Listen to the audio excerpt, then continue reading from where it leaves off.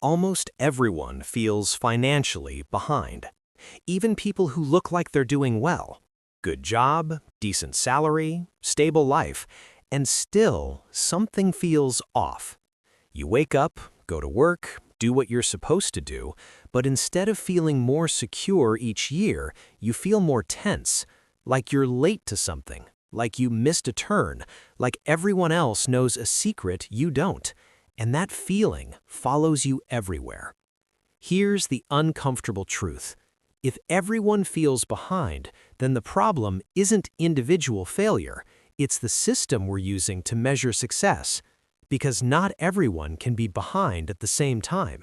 That doesn't make sense. So the real question isn't, why am I not ahead yet?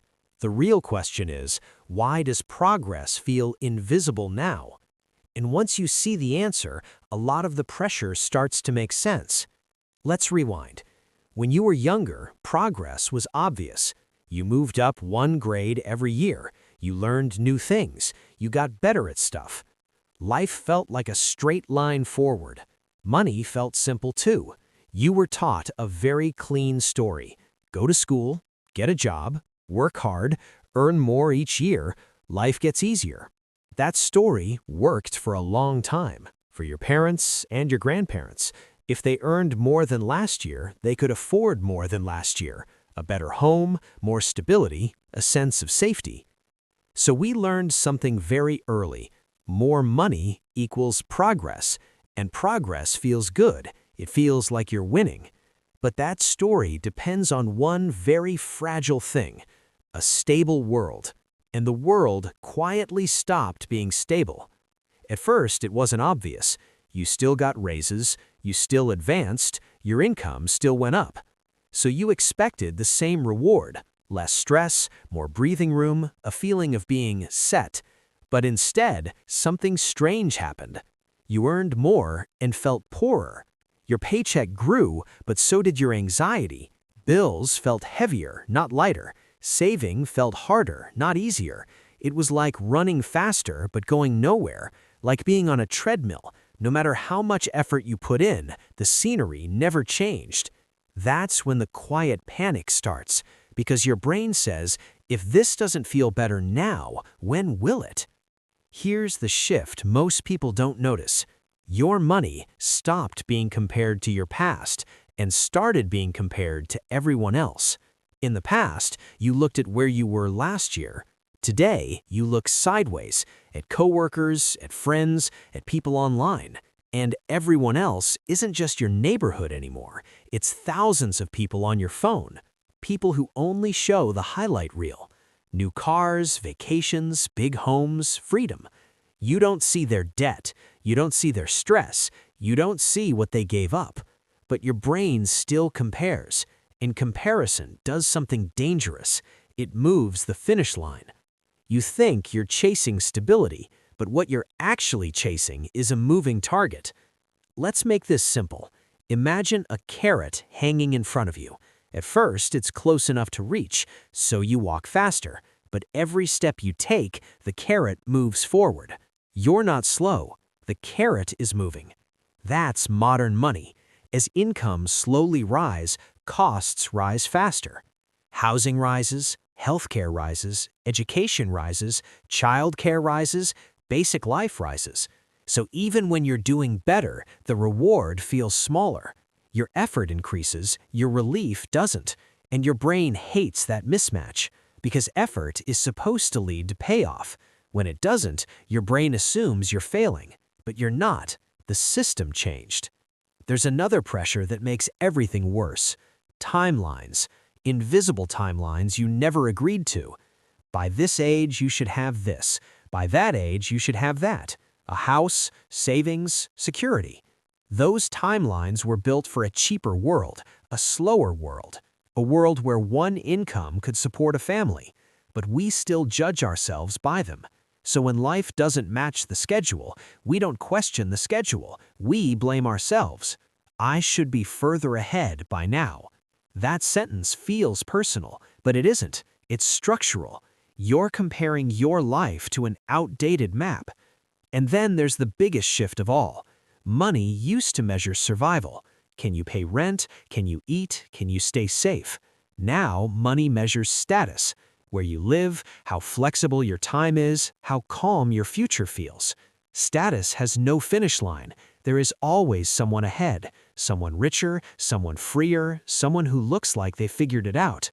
So the feeling of being behind becomes permanent, not because you failed, but because the game cannot be won if you use the wrong scoreboard. That's why so many people feel stuck, even when they're improving. They are safer than before, but not higher status than the internet. And safety is quiet. Status is loud. Safety doesn't post photos. It doesn't get applause. It just sits there silently reducing risk, so it feels invisible. Here's the turning point, the moment everything starts to feel lighter. You stop asking, am I ahead of others, and start asking, am I safer than I used to be? Safer with emergencies, safer with time, safer with choices. That's real progress now. Boring progress, unglamorous progress, but real. Being able to say no, being able to rest, being able to absorb a bad month. That's winning. But nobody taught us to measure that, so we overlook it, and because we overlook it, we feel behind. Think about this. Two people can earn the same amount of money. One feels calm, the other feels panicked. The difference isn't income, it's pressure. Pressure from comparison, pressure from timelines, pressure from expectations that don't match reality. Once you see that, the shame loosens, because shame needs one thing to survive: silence. When you realize millions of people feel the same way, the feeling stops being personal. It becomes understandable. You're not broken. You're responding normally to an abnormal system. A system where the finish line keeps moving, where the rules change mid-game, where success is defined by people you've never met. So what do? You step off the treadmill, not physically, mentally. You stop using someone else's life as your measuring stick. You stop chasing a feeling that was never designed to arrive, and instead, you redefine progress. Progress is fewer emergencies. Progress is more control. Progress is less fear about the future. Those things don't look impressive online, but they feel incredible in real life. And the moment you internalize that, the anxiety drops a notch. The constant urgency quiets. You realize you're not late, you're just early in a harder game, no one properly explained. And here's the part nobody talks about. Feeling financially behind is profitable for someone, because when you feel behind, you work more, you buy more, you compare more, you stay anxious. An anxious person is easy to sell to. A calm person is not. So the pressure never stops unless you step out of it. That doesn't mean giving up. It means choosing better metrics, metrics that actually improve your life, not your image. Because at the end of the day, money is not about winning a race. It's about reducing stress, increasing freedom, and building a life that feels stable from the inside. And if you're doing even a little better than you were before, you are not behind. You are progressing. Quietly, slowly, in a world that never pauses long enough to notice. If this made something click for you, if it gave language to a feeling you couldn't explain, stay with this channel, because the next step is understanding why working harder alone doesn't fix this feeling either. And once you see that, everything changes.